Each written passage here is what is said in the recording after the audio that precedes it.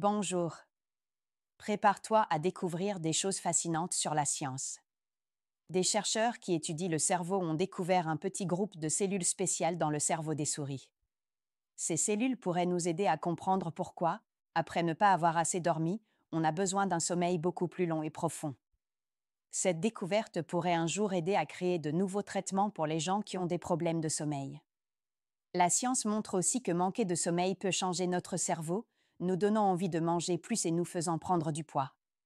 Par ailleurs, dans la recherche contre le vieillissement, des scientifiques pensent avoir trouvé une sorte de colle naturelle.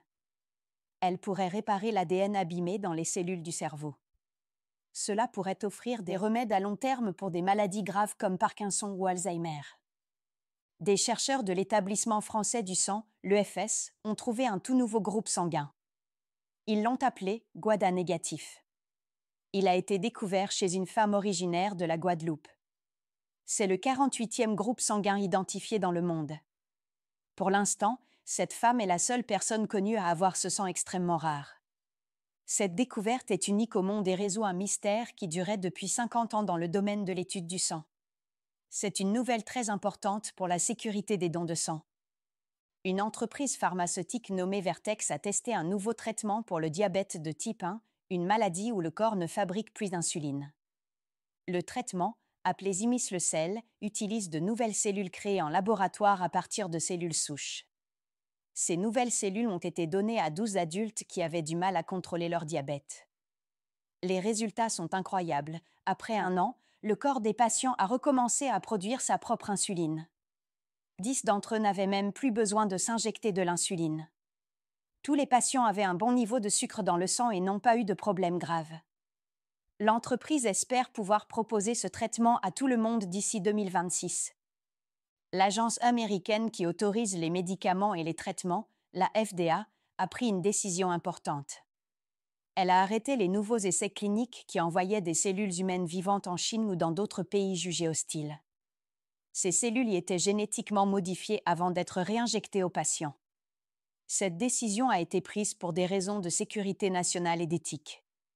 Des inquiétudes sont apparues car des citoyens chinois ont été accusés d'avoir introduit illégalement des agents biologiques aux États-Unis, comme des virus. Des experts craignent que la Chine ne développe des armes biologiques qui pourraient viser des groupes ethniques spécifiques. Suspendre ces essais est donc une mesure de précaution. Des biologistes marins ont fait une découverte surprenante. Ils ont trouvé 3 nouvelles espèces d'araignées de mer qui se nourrissent de méthane. Ce sont les premiers animaux connus à faire cela. Ces petites créatures, pas plus grosses qu'un grain de riz, ont été trouvées très profondément dans l'océan, entre 600 et 1200 mètres de profondeur, près des côtes de la Californie et de l'Alaska. En fait, ces araignées élèvent des bactéries qui mangent le méthane directement sur leur corps. Ensuite, elles broutent ces bactéries pour se nourrir. C'est une relation bénéfique pour les deux. Les scientifiques pensent que ces araignées pourraient même aider la planète en empêchant ce puissant gaz à effet de serre de s'échapper du fond de l'océan. L'observatoire Vera C. Rubin va bientôt commencer une mission de 10 ans. Toutes les 3 nuits, il va photographier le ciel de l'hémisphère sud pour percer des mystères comme celui de la matière noire ou de l'hypothétique planète 9. Justement, des astronomes pensent avoir trouvé 2 bons candidats pour cette planète cachée en détectant sa chaleur.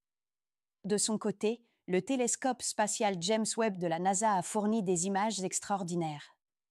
Il a créé la plus grande carte de l'univers jamais vue, montrant presque 800 000 galaxies, dont certaines datent de 13,5 milliards d'années. Il a aussi pris des photos détaillées de phénomènes incroyables et des planètes de notre système solaire comme Saturne, Jupiter et Neptune. Le télescope Hubble, plus ancien, continue lui aussi de nous envoyer des images précieuses de nébuleuses et de galaxies. J'espère que ce petit voyage dans le monde de la science t'a plu.